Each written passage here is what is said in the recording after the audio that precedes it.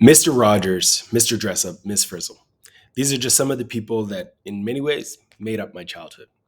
I could sit down in front of the TV and eat a bag of cheesies, eat some Dunkaroos, and watch Mr. Rogers for hours. It's a beautiful day in the neighborhood, a beautiful day for a neighbor. Won't you be my neighbor? There's nothing better than thinking back to some of those moments. Those moments where I would sit down and watch Bill Nye the Science Guy eat a bag of Dunkaroos. The combination of the carbs and, in many ways, the circus, let's call it, was a beautiful thing. I call it the circus because it's essentially just a distraction that got me to forget all about the fact that I was angry at my little sister or whatever it might be. I was just focused on Bill Nye, Miss Frizzle, Mr. Dressa, whatever it might be. And you throw me some carbs and I was happy.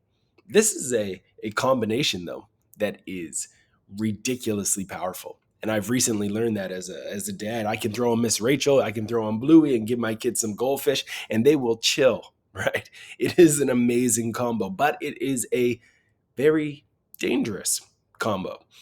The thing that I want to remind us all about is something that I came back from Italy a few months back, and I was in Rome, and I went down a rabbit hole. I was just obsessed with the Roman Empire, and I wanted to learn about the fall and rise of the Roman Empire. And amidst the fall of the Roman Empire, their leadership, they did something that was interesting. They started to give their people bread and what they called the circus. They used to call it the bread and circus strategy, where they had free shows for people. They had free bread for people, and they gave them this to distract them from the corruption, from the issues, from the problems that were happening throughout their country. Now, it's interesting, right? Like, that whole concept of the bread and circus is very much a concept that I believe a lot of us should keep in mind. I call it the carbs and circus, the bread and circus. You can call it what you want, but at the end of the day, it's a deadly combination.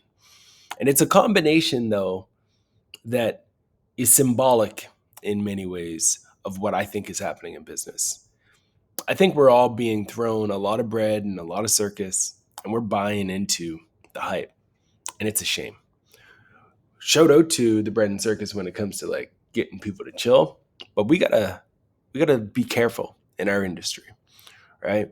The SEO bread and circus looks like this. When brands like Gartner go out and they say that 50% of consumers will significantly limit their interactions with social by 2025. Well, that's coming soon, folks. Like TikTok, let's see. I don't see it happening. The consumption behaviors is up and to the right. Gartner predicts that search engine volume is going to drop by 25% by 2026. It ain't happening. This gets the people going. It gets everybody excited, gets everybody angry. And the reason is simple, folks. Like, we all know why. These are content assets that generate a bunch of traffic, a bunch of buzz. It gets people to own. If you work at Gartner, it's going to get people asking you questions, getting you more consulting opportunities. It's provocative. It gets the people going, and that's why they create it. But we need to be focused on the real issues. The real issues are the things that we should be focused on, not the carbs and circus. We should be focusing on the fact that people don't trust Google like they used to. And because people don't trust Google like they used to, they're going to different sources. They're going to Reddit.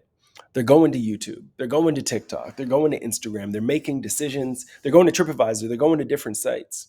Search is becoming fragmented, right? This shift in human behavior that is happening online is real. There's a real shift taking place across the board, right? Where humans are not interacting with the internet the way that they once did. There's a different preference around content formats. We want vertical video. We want short video, right? There's more noise than ever before. There's more people online than ever before. There's LLMs that are scraping the internet, and people are using them to get answers to questions.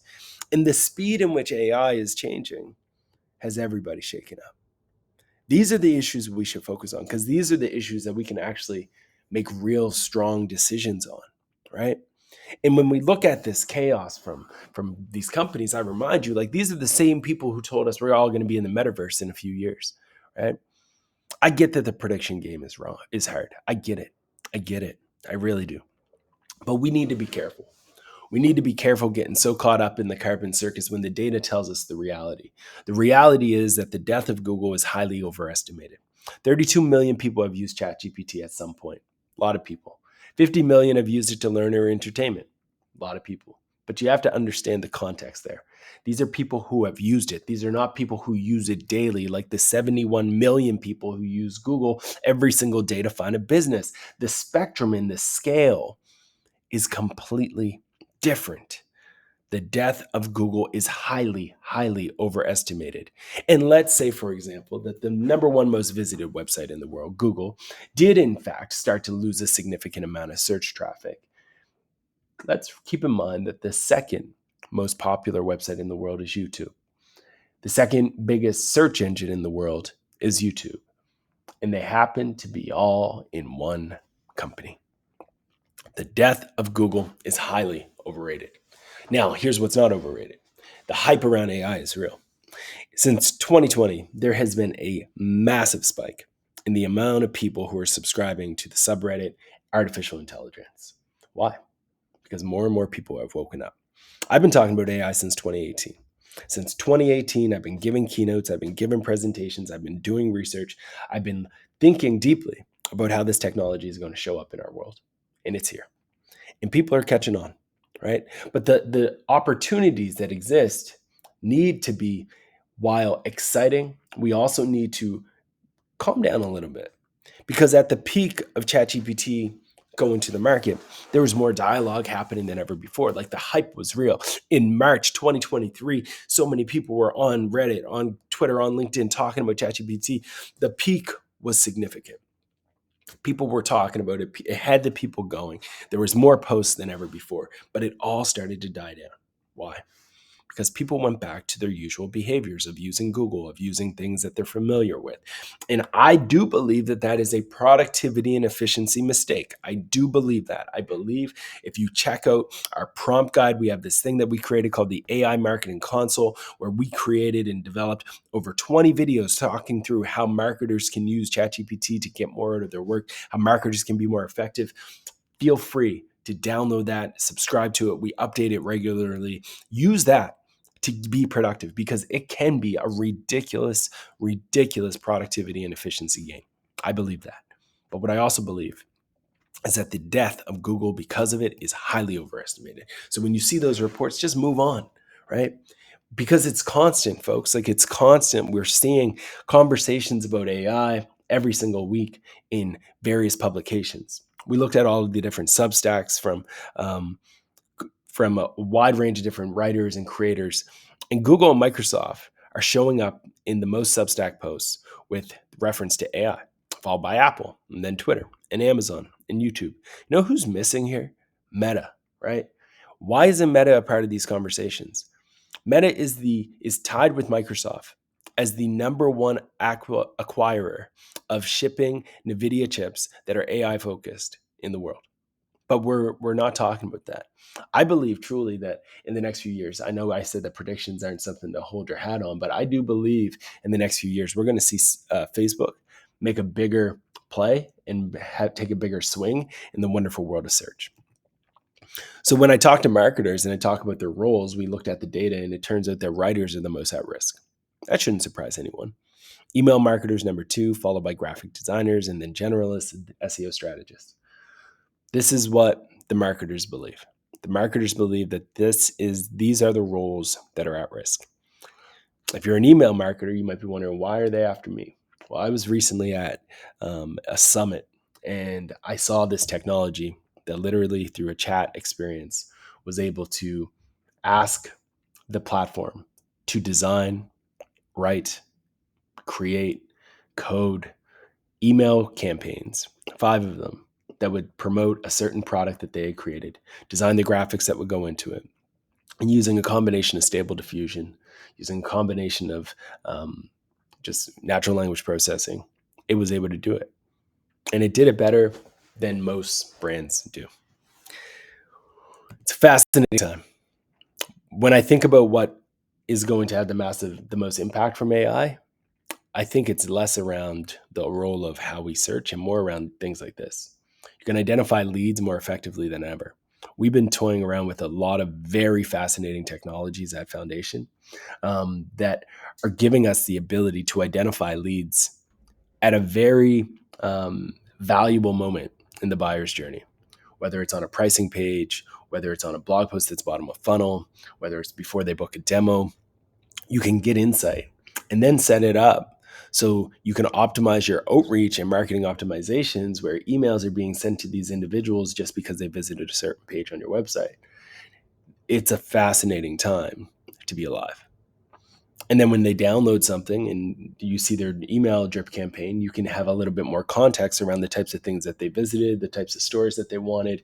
And then you could even send them a dynamic piece of content where in the video that you send them, it says their first name, it says their company name, but you don't actually record that video because the video is actually not you. It's a deep fake that was created using a technology that essentially creates a synthetic version of you and says their name using a synthetic version of your voice connected to a solution like 11 Labs. The world is ready for disruption. And it's exciting to be at the forefront of a lot of this.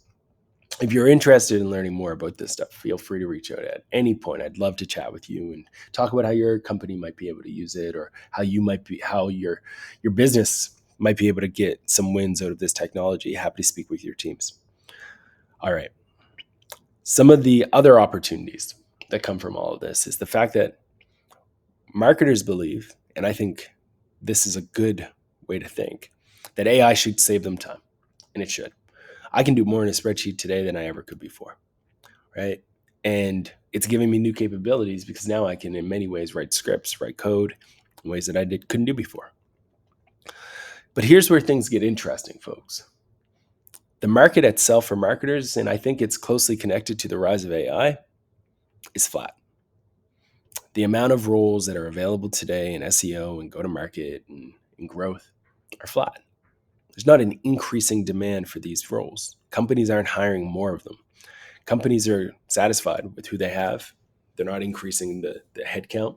Instead, they're looking for partners. They're looking for agencies to support them in getting a better ROI, not only out of their team, but out of their investment in marketing at large, right? So the hiring is actually taking a bit of a flat line.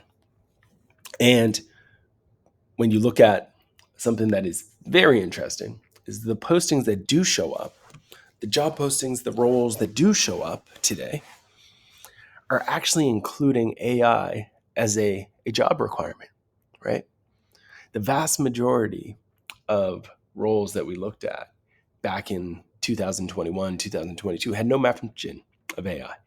But now marketing jobs, SEO jobs, content jobs are looking for people who have expertise in AI. This is why I'm excited to be at Foundation, because our team is having such great exposure to AI that I'm confident that we are currently creating a team that are going to lead the industry in understanding how to apply AI technology to their work on a regular basis. And that's fascinating to me. It's so cool because I don't expect Foundationites to always be Foundationites, but I expect them to show up, to learn, and to be pushed to learn technologies that can carry with them for the rest of their career.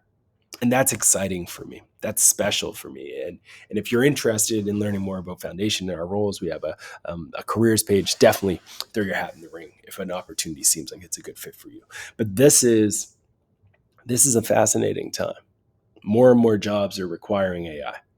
And as these jobs require AI, skills have to change. When you look at Upwork and the number of postings, there's a significant decline in the number of people who want writing jobs, social media marketing jobs, right? People are starting to outsource this more and they're not hiring, right? When you look at video production, though, it's up and to the right. More and more people are wanting video production services. And the layoffs that are happening in tech for the last 3 years have been significant, left, right, and center. Let's cut the BS for a second. I love the idea that AI won't take your job. I love that idea. I love the fact that people get excited by it. I see it on LinkedIn every day. You're not going to be replaced by AI. You're going to be replaced by someone using AI. No, Some people are just straight up going to be replaced by AI. That's the truth. And it sucks to say, but that's the reality. If you do want to thrive though, like you can 100% embrace the idea of AI and use it to win. You can use it to be better, be more efficient, right? But there's a reason why currently in the US, there's a greater concern about AI than immigration for the first time in forever, right? It's because this stuff is changing. It's because the chaos is real. So, how do you win? I'm not saying, folks, don't advocate for better search results. I'm not saying that we shouldn't care about that. Not at all. But what I am saying is that if we get so caught up in the carbs and circus that we forget about the fundamental importance of our role as marketers, as creators, to create content that is worth reading, bookmarking, sharing, ranking, and even stealing, because you want the LLMs to steal your content today, then we're missing and losing sight of the reason why we all exist and what we're trying to do here, right? This idea is something that I talk about often with my kids and my friends and in the group chats with entrepreneurs, is this idea that it's easy to focus on your circle of concern, but your circle of concern are the things that you can't control. You can't influence them. I can't control whether or not the algorithm changes. I can't control what Elon tweets. I can't control who raises the most money. I can't control whether or not every startup acquisition is taking place. I can't control those things. But what I can control is the work that I do. I can control the stories that I tell, the content I consume. I can control my partners, my calendar, who I collaborate with. I can control those things. And those are the things that I should focus on, right? That is where all of us should focus. We should embrace the fundamentals of the digital growth framework, just like we did 4 years ago, 10 years ago, 6 years ago. Embrace research, creation, distribution, and optimization, and sprinkle AI all over that. But if you do that, you'll win. But get away from focusing on the carbs and circus and focus on the real issues, the issues that Google is not trusted, that behaviors are changing, that formats that people want are different, that there's more noise, more LLMs, and that the speed in which AI is changing is rapid. And these solutions, I believe, will help you win, right? Ignore the carbs and circus, folks. Go to the data and look and see the fact that, yes, while Google is changing, maybe we need to think about different channels. Maybe we need to look at growth channels that are beyond Google, like YouTube and Facebook and Instagram, and Pinterest and TikTok. Maybe we need to look at the channels that are influencing our audience and study the ways in which they're on YouTube so we can create a YouTube strategy that drives results. Maybe we should be thinking about running paid media across Meta's properties. Maybe we should be thinking about whether or not our content and our brand is showing up in Reddit. Why aren't we using these channels? We should think about the things that influence our audience, like T Swift and the bump that it had on Travis Kelce's jersey sales. You think I'm joking? I'm serious. Think about the T Swift effect for your industry. Is there an influencer that you can partner with? The T Swift bump channel, like the T Swift bump, is real. So when you think about influential channels beyond search, I want you to keep in mind Taylor Swift. No, I'm not joking. I'm thinking not on that macro level, though. Micro, who's the T Swift of your industry? Can you partner with them? Can you collaborate with them? Can you put them on your payroll so they're talking about you, promoting you, amplifying you, and leveraging their audience, their connection with the network to drive results, right? Here's the thing, folks. Algorithms, we talked about it, are changing. It's not in our circle of control. Even brands like Google, who have 400,000 followers, are putting up posts on LinkedIn, and they're getting met with 61 reactions, 17 reposts, and guess what? 21 of the people who shared it were Googlers. That's not a lot of traction. That's not a lot of love, right? Because the algorithm isn't in the game to give Google love. The algorithm's in the game of ultimately trying very hard to get you to pay to play, right? So why don't you find some influencers for your brand, establish win-win agreements, find a true collaboration and partnership with them, activate them, and then get them to report back on your efforts. That's the game. You can't control the algorithm, but you can control the way that you activate your partners, right? Look at this opportunity that came out for an e-commerce brand who had this skort, which is like a blend between a skirt and a shorts, and T Swift wore it on a Instagram reel or a YouTube short or something like that, and it just went wild. So when you see these types of moments, think about how you can create these moments for you. Think about how you can diversify your channels, because when Sparktoro and Datos combined to do some research, they found that YouTube and Facebook happen to be the top referrers of traffic to websites. Do you have a YouTube strategy? Do you have a Facebook strategy? Or are you just creating content like you did back in 2019, right? Create content where your audience is spending time. Recognize that these are very successful media entities. And if you can leverage them, you can win, right? There was a study done recently by HubSpot in their Marketing 2024 report where they looked at where categories were investing. And Facebook and Instagram and YouTube are at the top of the list for many brands, right? You can control how many channels you're on. The average brand is on 3. How many are you on? How many do you invest in? It's a very good question to ask, right? You need to diversify your mix. And remember, folks, LLMs are going to have an impact. When I say that the death of Google is highly overestimated, I'm not saying that you should ignore the fact that LLMs are scraping the internet and using it to inform the responses to questions that your buyers are actually asking. I'm not saying that at all. What I'm saying is still recognize the fundamentals of SEO. But I'm also saying you should create content that the LLMs will find worth scraping. How do you do that? You go out and you find the places that they're partnering with.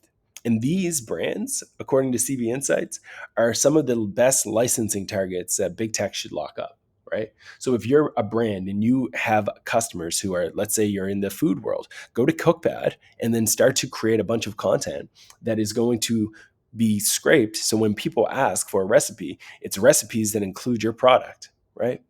These are the things that you should be thinking about. What programs can you or assets can you start to distribute into these channels so you can win? The licensing opportunity presents an opportunity for you just the same. Create content worth training LLMs on and distribute it forever. You have to delineate your circle of concern from your circle of control. Another thing that is real is that with all of this new content, all of these new stories, there becomes more opportunities. And the biggest mistake that brands are making is they're thinking, oh, let's just create. Let's write more content, build more content. And that leaves you with content debt, right? If you get on that idea of just creating, and you forget that you need to optimize your content, you're left with a ton of content that is not optimized. So what we do at Foundation is we try to reduce content debt by looking back at your content library and optimizing it for search engine optimization, quality and trust, conversion rates, brand guidelines, all of these things to ensure that the stories that you're telling drive ROI, right? And we cross-reference that with things like social traffic too, because they matter as well. And then we optimize those pieces. We give them to strategists and writers and SMEs to take these assets and turn them into things that are worth scraping, worth reading, worth sharing, to give you the ability to win. This is a checklist that you can screenshot right here, right now, so you can dive in and understand. You can understand what steps need to be taken to create content worth reading. So what else should you be thinking about? You should be thinking about the fact that the journey today is way more hectic than ever before. The journey to buy has never been more fragmented, right? There's review sites, there's solution pages, there's case studies, there's sales outreach, there's press releases, there's pricing pages that need to be looked at, there's LinkedIn discussions happening, there's reference reviews that are happening, there's DEI reports that need to be conducted, there's budget adjustments that need to be made. All the journey is chaotic. And if you're thinking about how you can navigate it, I encourage you to check out the book, Create Once, Distribute Forever. I break down some of the ways that you can create and distribute your stories in channels that are influencing your buyers, right? It's the same strategies that I used to make the book a bestseller, and I appreciate all those who have bought it. I've done this same strategy with my podcast, which got us over 100,000 downloads in year one. I've done it with blog posts, where I turn those blog posts into podcasts and those podcasts into threads, submit them into Hacker News, into Reddits, and then turn them into visuals. This is the process, folks. You take your content, you turn them into assets that live on owned, earned, and paid channels. You distribute them to your audience, just like this graphic. Now, here's what's interesting. That graphic right there that you're looking at, I created with ChatGPT. I gave them an article that I wrote on distribution. I told them to turn it into a visual. This is why I'm saying ChatGPT is a ridiculous opportunity and you shouldn't sleep on it. Now, Here's the other thing. There's a lot of directories right now out there that are creating a bunch of SEO driven content, generating a lot of value for highly valuable keywords. You can let them eat all your traffic, right? Or you can take a page out of ClickUp's book and you can start to create at scale a bunch of landing pages and blog posts that target high value keywords like best alternatives to different competitors, to your solutions, etc. Turn that traffic into visitors and turn those visitors into sales. The value of that traffic by embracing that type of a model is huge, right? You can still win the highly valuable traffic game by creating highly valuable content that is rooted in search intent. Brands sleep on it. And when you dive deeper, you might notice that Reddit's showing up too. So let's embrace SERP domination. I want every single thing in the SERP to be referencing me. You can go into Reddit and you can start to distribute your story. I know marketers hate Reddit. It gives you the hives, but let's talk about how you can do it. We've been recently using Stat to better understand how Reddit is showing up in the SERP. It's up, it's moving up, especially in B2B. So what you should be doing is thinking about how can we capitalize on the fact that Reddit's generating all this traffic. The way that you do it is you start to go into these high value keywords and you create assets that are worth reading. And Redditors love links, so start sharing them. I've done this time and time again. I've been banned from Reddit, but I've also made the front page multiple times, right? Don't just distribute your content on Reddit though, spread it everywhere, across all the sites where LLMs are going to be training their data. Folks, at the end of the day, you have to know that we can't control the industry. We can't control the algorithm. We can't control the rise of AI and its influence on technology and the influence it's going to have on people. But we can control what we do with our time. We can control how we invest our budget. We can control the goals that we set for ourselves. We can control the tactics that we embrace. We can control content, creativity, and our approach. Ignore the carbs and circus. Embrace the fundamentals. The idea that you should research your audience, create stories worth consuming, distribute it where they're spending time, and optimize it time and time again to ensure that you're not creating content debt. If you can do that, you're 10 steps ahead of your competitors. If you do that, you're going to increase the likelihood that you'll be able to navigate this journey with a lot more ease, with a lot more focus, and a lot better ROI. I want to see you all win.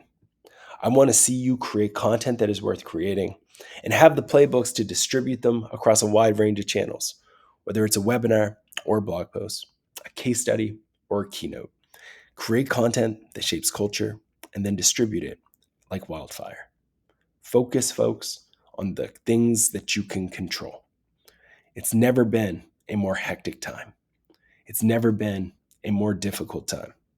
But if you can focus on these things, who you work with, the work you do, the strategies that you develop, and the stories you tell, the partners that you have, then you're going to create content that's going to drive ROI. And you're going to create content that hopefully is not only worth bookmarking, worth stealing, worth scraping, but content that is a little bit more helpful. And if you can create content that's helpful to your buyers, helpful to your stakeholders, to your teams, you're creating content that is going to make our neighborhood, the internet, a whole lot better. Thank you so much for listening. If you have questions, feel free to reach out to me or anyone on the foundation team. We'd love to chat with you. We love this stuff. We love content. We love our neighborhood, the internet, and I hope to see you on there soon. Take care, and I'll see you soon.